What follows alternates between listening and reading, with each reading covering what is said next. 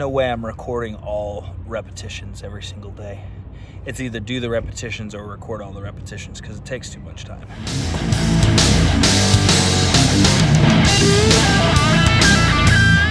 Hey guys, welcome to another episode of Homesick and Westbound. Remember, if you like this video, hit that thumbs up. And if you'd like to see more videos about vegan travel, make sure you smash that subscribe and hit that bell so you get notified when new videos are up in the feed. Now, without further ado, it's time for a recap of my 30-day challenge.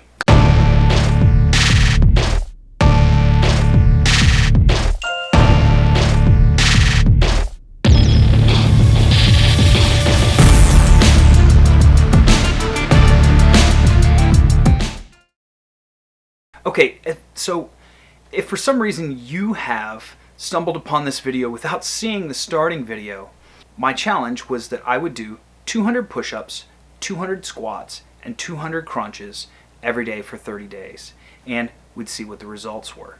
So when I started this challenge, I was doing it kind of reckless. I was doing 50 push-ups here, 10 push-ups there.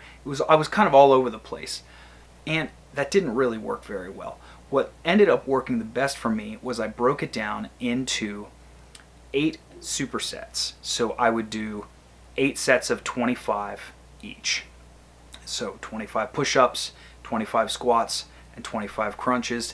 And then most of the time I would do 2 sets at a time. So I'd really only have to do those 4 times a day. It just made it a lot less complicated than trying to remember to do all of them throughout the day all the time. What that really did is it gave me an ability to get kind of higher quality reps than doing sets of 50, say, did, because having that little bit of rest in between kind of made it so that like I wasn't quite as fatigued and I was able to kind of bang out really strong ones. So that brings me to the push-ups. I have to say the push-ups did not get easier as the days went on, as the month went on. Maybe we could attribute that to fatigue of not taking a break. That's possible. But what I think it really came down to was that I improved, as I got stronger, my overall quality of reps. So as my strength and endurance built, I was making sure that I had good, solid repetitions every time, all the way down, chest to the ground, all the way up, arms fully extended, and shoulders and back flexed as well. Ultimately, I think because of that, I still ended up just as tired at the end of every day because I was actually working a little bit better and a little bit harder every day to make each rep count. And I would say that that's probably my takeaway from the push-ups themselves, is that I was really able to do 200 really solid, clean repetitions and not really be sore the next day. So I think that's kind of where my benefit lied with the push-ups. Now the squats. The squats did not get any easier. I didn't really feel much difference at all between doing none squats every day to doing 200 squats a day. Within the first week, I'd say for all the exercises, but definitely for the squats, within the first week, there was no muscle soreness. And that's about the only change that I noticed. The one thing that I do have to say about the squats is that they were kind of hard on my knees. So by doing so many repetitions, I think, day in and day out without a break, I found myself stretching a lot, having to warm up my knees, and my knees were still kind of achy overall. My legs have always been strong. I think that the real benefit that I garnered from doing the squats every day is that I was just burning a few extra calories that I would not be burning otherwise. But I think for me to make those really effective or to really gain a lot of benefit from those, probably I would have to do some kind of weighted squats or something more explosive like a jump squat or something like that. As a matter of fact, I had considered that maybe I should have made this entire exercise what in the Marine Corps we call them an 8-count bodybuilder, which is sort of like a burpee, except there's a push-up at the bottom.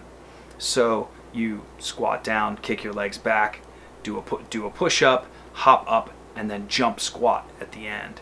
and maybe I could have done 200 of those a day, and it would have been kind of about the same, but maybe a little bit more work on the squat side. One way or another, I'm glad I did them. But now the crunches.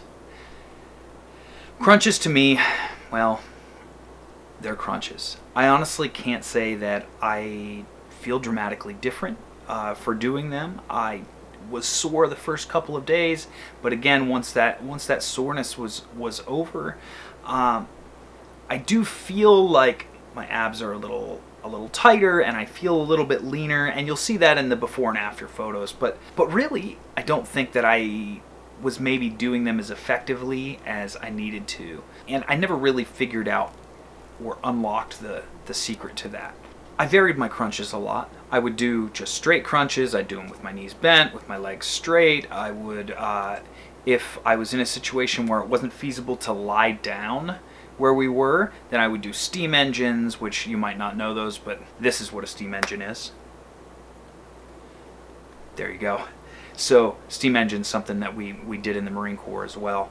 Now, one thing I did notice with my abs is that I felt stronger when I was holding my core really tight as I was doing my crunch, or I'm sorry, not my crunches, when I was doing my squats, and also holding my stomach tight when I was doing my push-ups. And I think that's kind of something that I noticed that was a difference. But again, it's all kind of subjective here in this case. So that brings me to my next point, the things that are not so subjective.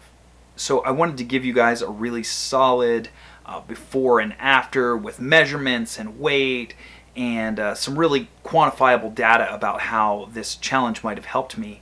But that was before our coronavirus outbreak and our self-isolation. So day 2, I was flying. I forgot to measure myself. And so I never got measurements at the very beginning. And so all we really have to go on is my before picture and my weight. Yeah, so I do have the measurements, but I didn't get the before measurements, so it doesn't matter. All we have to go on now is my before and after photos. What's up, guys? This is it. So day 30 of my challenge, and this is my after. Now I tried to make it as close as possible to the before pictures, but I have some space limitations right now, so kind of this is the best we're gonna get. So this is my front view. I still haven't eaten anything today, which is, it's getting late. I'm actually kind of hungry now. But this is my front view. Here's the side. And here's the back. So that's our after for 200 push-ups, 200 squats, and 200 crunches for 30 days. All in all, I have to say, I loved and hated this challenge. My knees ached all the time. Sometimes my shoulders hurt, but I also loved the discipline of getting it done. And I think that discipline of setting a goal and getting after it is something that's really good for someone like me. It didn't matter if it was raining or if I remembered those last few reps at 11:30 at night in a Cracker Barrel parking lot somewhere in Alabama. I got out and I made them happen. And I think that was something really good for me.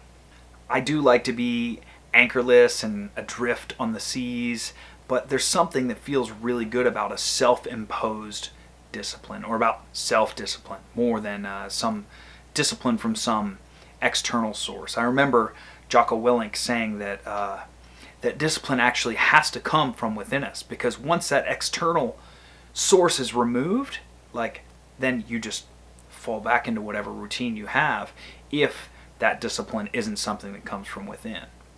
There were a few times where I missed some reps. The day that I flew back, that was the second, I missed my reps completely.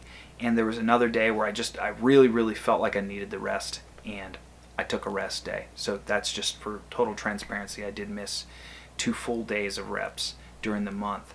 But the tension, the resistance, those are the things that kind of make us strong, that make us mentally tough, that make us physically tough.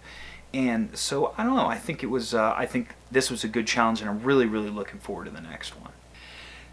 So that's it, friends. What did you think of this challenge? Was it something that you'd like to try? Is there some way that you'd do it different? If so, let me know in the comments below. And also, remember, today's April 1st. It's time for me to start a new 30-day challenge. So let me know in the comments what you think my next 30-day challenge should be. Once everybody's weighed in at the end of the day, check in with me on Instagram, and in my story I will announce what it will be. And also remember, if you want some more motivation, some more vegan travel videos, smash that like button, smash that subscribe, hit the bell and get notified. Until next time.